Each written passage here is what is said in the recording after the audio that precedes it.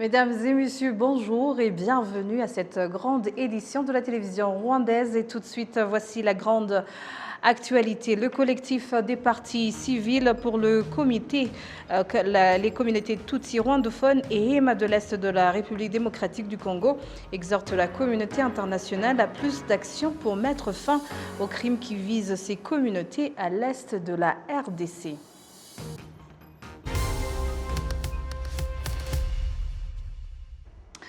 Bienvenue encore une fois à le collectif des partis civils pour les communautés Tutsi rwandophones et Hema de l'Est de la République démocratique du Congo exhorte la communauté internationale à plus d'actions pour mettre fin aux crimes qui visent ces communautés à l'Est de la RDC. Appel réitéré mardi à New York aux États-Unis à l'occasion de la présentation des résultats des enquêtes menées par ce collectif. Jean Damascène, Manichini pour les détails. Maître Bernard Mangan, avocat au barreau de Bruxelles et à la Cour pénale internationale, membre aussi du collectif des avocats de la défense des communautés Tutsi de l'Est de la République démocratique du Congo, indique qu'il est important de se soucier des crimes commis contre l'humanité à l'Est de la République démocratique du Congo, visant principalement les communautés rwandophones. Alors aujourd'hui est un jour historique. C'est la première fois que l'on retrouve ici, dans cette conférence de presse, des représentants des communautés Tutsi du Nord Kivu, liées au Massissi, des représentants des communautés Tutsi Banyamulenge, du Sud Kivu, et des représentants des communautés Hema de l'Ituri. Quel est l'objectif? L'objectif, c'est lancer un appel aux autorités internationales, un appel au monde entier pour qu'on prenne le temps d'écouter ce qui se passe réellement sur place et expliquer comment, de notre côté, comme collectif d'avocats, sans prendre position au niveau politique, au niveau des enjeux militaires, mais en restant dans notre métier, c'est-à-dire de qualifier ce qui est en train de se commettre, c'est-à-dire des crimes contre l'humanité et des crimes qui s'apparentent à la volonté de détruire des communautés entières, ce qui s'appelle techniquement des génocides. Jean-Paul Chiaka, l'un des avocats qui mènent des investigations en rapport avec les massacres qui visent les communautés Tutsi au sud et au nord Kivu, ainsi que les Hema de l'Ituri en République démocratique du Congo, indique qu'il existe des éléments de preuve qui montrent qu'il y a un génocide qui se profile à l'est de la République démocratique du Congo. ubushakashatsi twakoze cyangwa se amaperereza ndavuga ngo ubushakashatsi ariko mu rwego rw'ubutabera tubyita amaperereza. Les résultats des enquêtes que nous avons menées avec les professionnels en la matière, des avocats, des gens sur le terrain, au sud et au nord Kivu, auprès des rescapés des massacres commis dans des endroits différents comme à Mulenge, à Massissi et ailleurs. Nous avons rassemblé des témoignages des rescapés, répertorié des maisons incendiées, des vaches tuées, des gens réfugiés dans des camps, sur base de quoi nous portons plainte auprès des autorités congolaises et alertons la communauté internationale pour écouter ces gens pour lesquels nous constituons partie civile.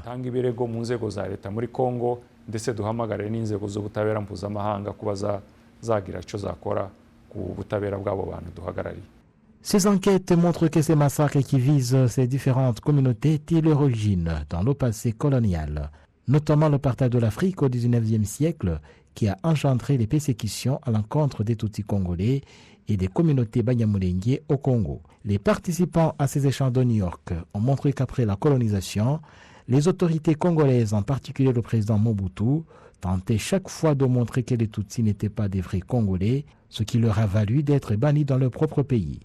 Les chercheurs ont également fait savoir que ce climat d'animosité envers les Congolais d'expression Kinyarwanda a été aggravé par la collaboration des autorités congolaises avec les forces des FDLR accusées de génocide des Tutsis au Rwanda.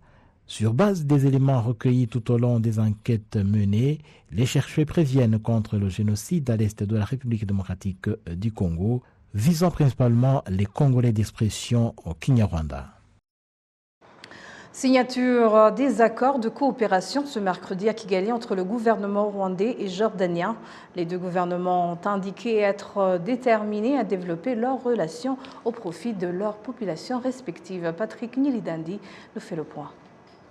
Le président de la République, Paul Kagame, a reçu ce mercredi le vice-premier ministre jordanien Ayam Safadi, qui occupe également le poste de ministre des Affaires étrangères de ce pays. Ce dernier est en visite de 3 jours au Rwanda depuis ce mardi. Le ministre Ayam Safadi a transmis au président Paul Kagame le message du chef de l'État jordanien, le roi Abdallah II. Cette visite intervient après celle effectuée par le président rwandais en Jordanie en mars de l'année dernière, en 2022, au cours de laquelle le chef de l'État rwandais s'était entretenu avec son homologue jordanien, le roi Abdallah II. I'm honored to be also carrying a message from His Majesty to His Excellency. Je suis fier de transmettre à son Excellence, le président Paul Kagame, le message du roi Abdallah II afin de renforcer la volonté de la Jordanie de construire des meilleures relations avec le Rwanda à divers niveaux. Mon collègue et moi avons eu l'occasion de discuter en détail et nous avons eu l'occasion de signer divers accords. Et ces accords vont accroître la coopération entre nos deux pays dans divers domaines.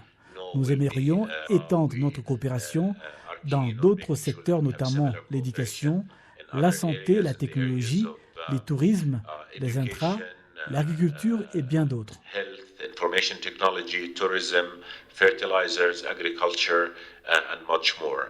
L'accord signé par les deux pays est dans le domaine politique, de l'éducation, de la recherche, de l'exemption des visas pour les diplomates et autres titulaires des passeports de service. Ces accords ont été signés côté rwandais par le ministre des Affaires étrangères de la coopération internationale, Dr Vincent Biruta, et côté jordanien par le vice-premier ministre de la Jordanie et qui est également ministre des Affaires étrangères, Ayam Safadi. Le ministre jordanien des Affaires étrangères a aussi précisé que ces accords incluent un partenariat entre les deux pays dans le domaine sécuritaire et militaire, notamment dans la lutte contre l'extrémisme et le terrorisme. Our military cooperation is solid. It includes training, share of expertise. Notre coopération militaire est forte car elle comprend des exercices militaires, de partage d'expériences et divers autres partenariats.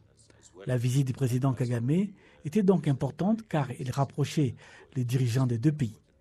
L'accord de concertation politique que nous avons signé nous permettra donc de nous rencontrer régulièrement et d'établir des plans de coopération futurs sur la base de nos réalisations. Nous avons également discuté de la possibilité d'établir des vols reliant les deux pays et les deux capitales, Amman et Kigali, car c'est une chose importante qui favorisera l'amitié et le commerce entre les deux pays.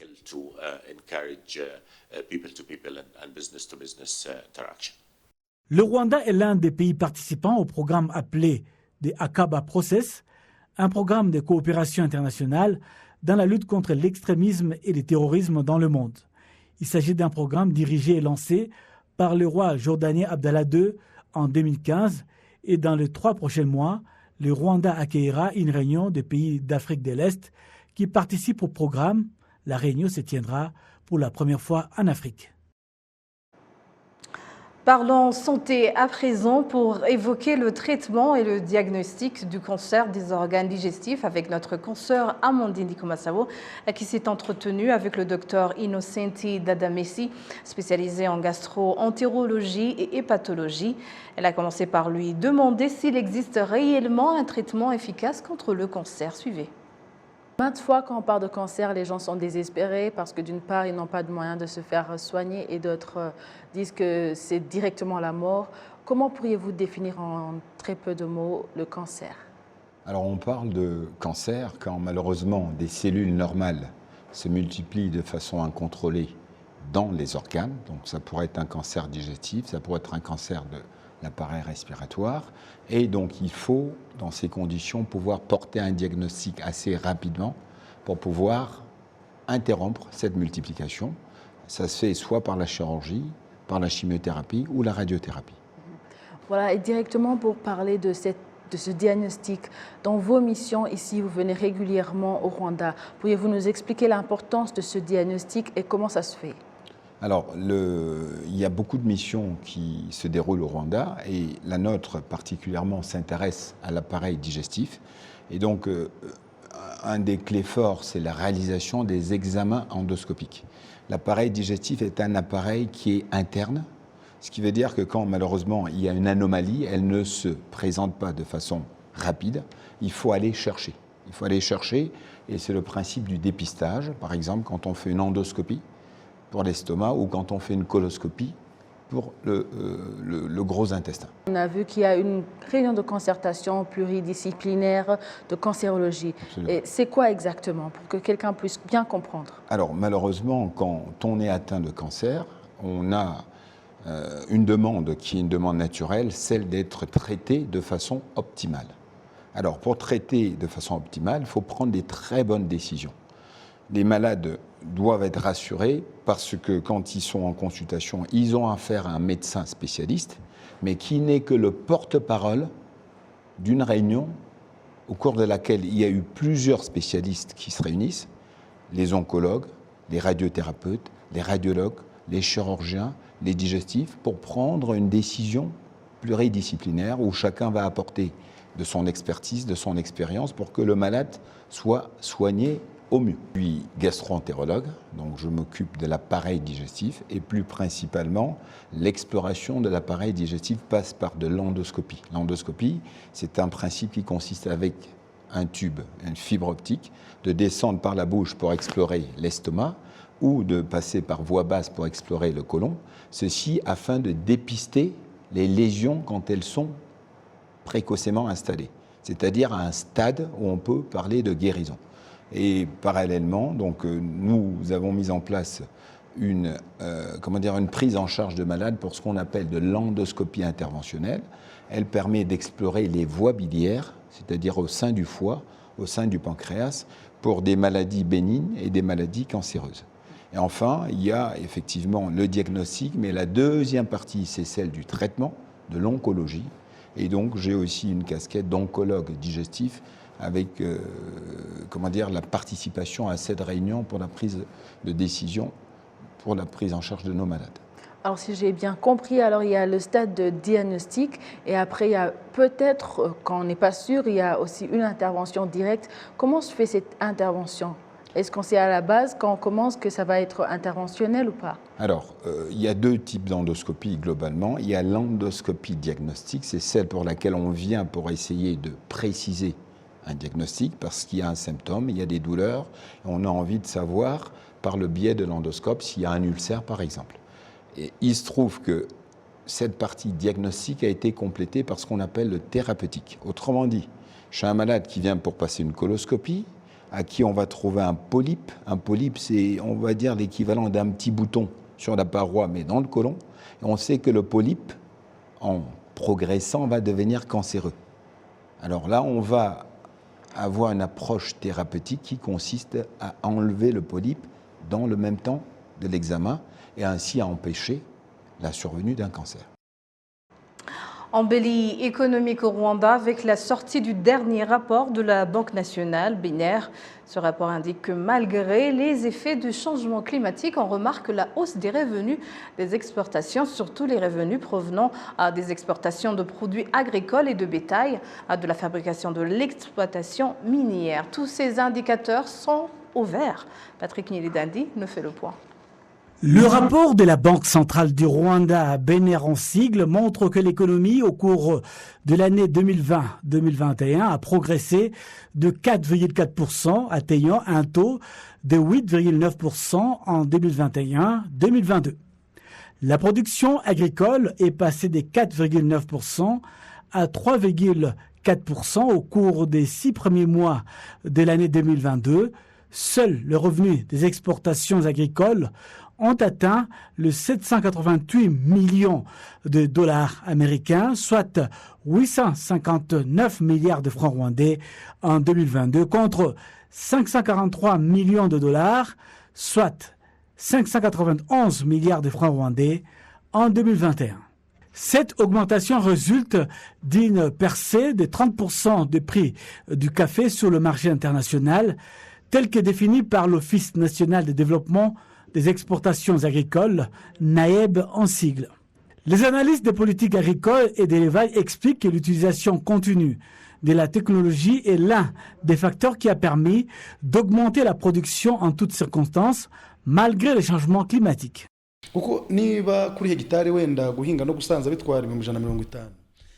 légumes, fruits et fleurs, dans le domaine de l'horticulture, les revenus ont atteint 53,9 millions de dollars en 2022 contre 32,7 millions de dollars en 2021, soit une augmentation de 64,7%. Les revenus de l'élevage ont augmenté de 41%, passant de 113,7 millions de dollars en 2021 à 160 millions de dollars en 2022. L'objectif est que le pays atteigne 1 milliard de dollars de revenus d'ici à 2024 sur les exportations agricoles et animales. Le ministre des Finances et de la Planification économique, Dr Eusiel Ndagijimana, a récemment déclaré que malgré les effets de la pandémie de Covid-19 et la guerre entre la Russie et l'Ukraine, l'économie du Rwanda continue de se redresser et des efforts sont déployés pour augmenter les exportations.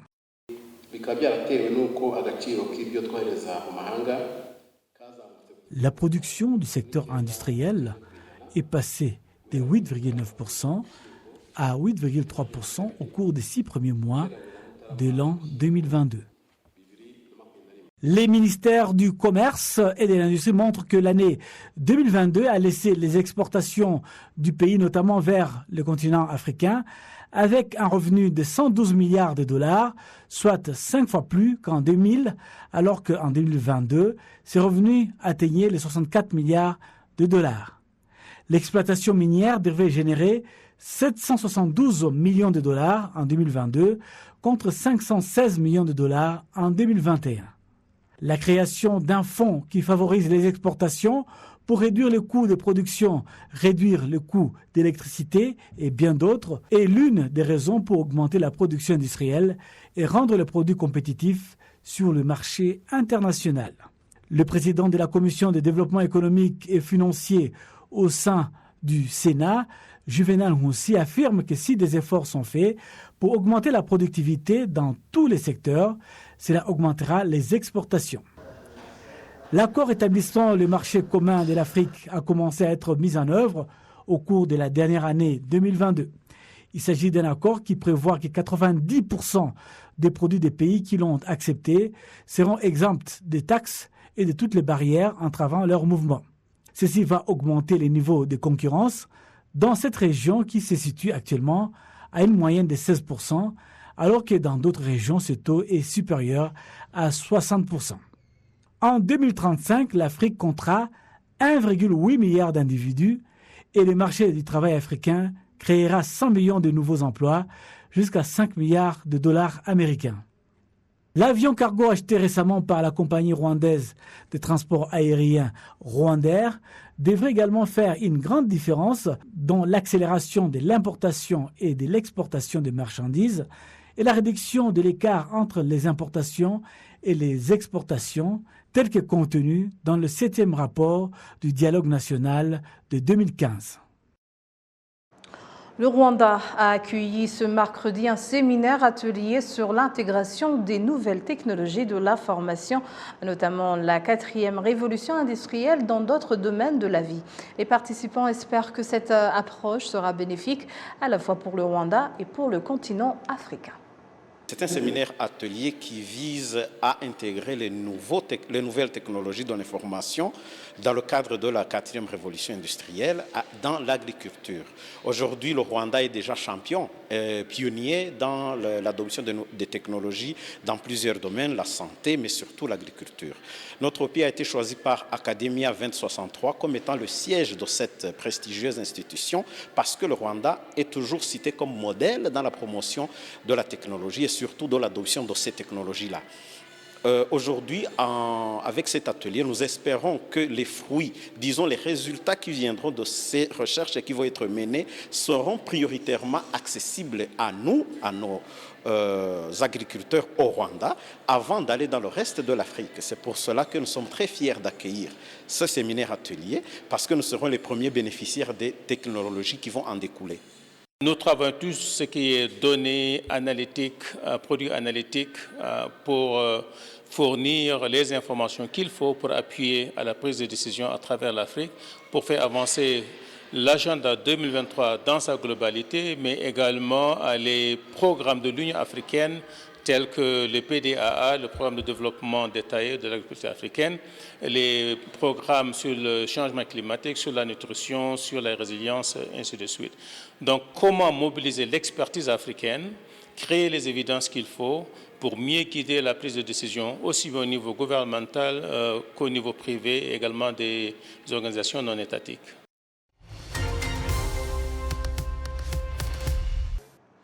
Nous arrivons à la fin de cette édition. Merci de l'avoir suivi. Et au nom de toute l'équipe qui a contribué à sa réalisation, je vous remercie, moi-même Michel, et bonne poursuite des programmes de la télévision rwandaise.